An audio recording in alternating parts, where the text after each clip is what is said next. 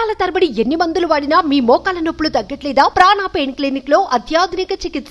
IPL ఫైనల్లో sun Risers కు నిరాశ ఎదురైంది. కప్పు కొట్టాలనే కోటి ఆశలతోనే బరిలోకి దిగిన హైదరాబాద్ ఆటగాళ్లు తుది పోర్లో చేతులెత్తేశారు. కోల్కతా బౌలర్ల దాటికి టపటపా వికెట్లు పారేసుకుని మ్యాచ్ ను వన్ సైడ్ గా మార్చేశారు. దీంతో అభిమానులు ఆశలు ఆవిరయ్యాయి.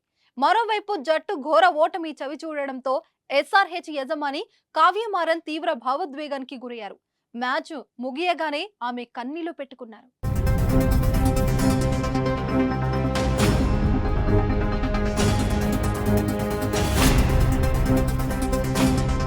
మ్యాచ్ గెలిచినా ఓడినా చప్పట్లతో మద్దతు తెలిపే కావ్య ఫైనల్లో ఓటమిని మాత్రం జీర్ణించుకోలేకపోయారు.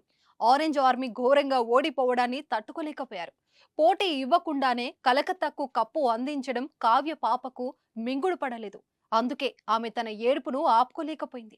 కళ్ళలో నీళ్లు తిరుగుతుండగా చప్పట్లు కొడుతూనే కెమెరా కంట పడకుండా వెనక్కి తిరిగి కన్నీళ్లు తుడుచుకున్నారు.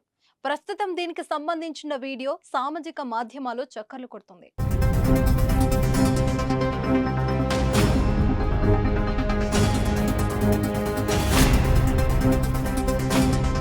చెన్నై చిదంబరం స్టేడియంలో వన్ సైడ్ వార్ కోల్కతా 8 వికెట్ల తేడాతో విజయం సాధించి మూడోసారి ఐపీఎల్ ట్రోఫీని దక్కించుకుంది.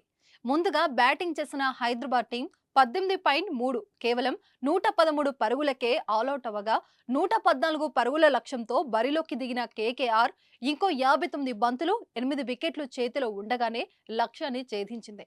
దీంతో సన్ రైజర్స్ అభిమానుల గుండెలు బద్దలైంది. కావ్య మారన్ కన్నీళ్లు పెట్టుకుంది.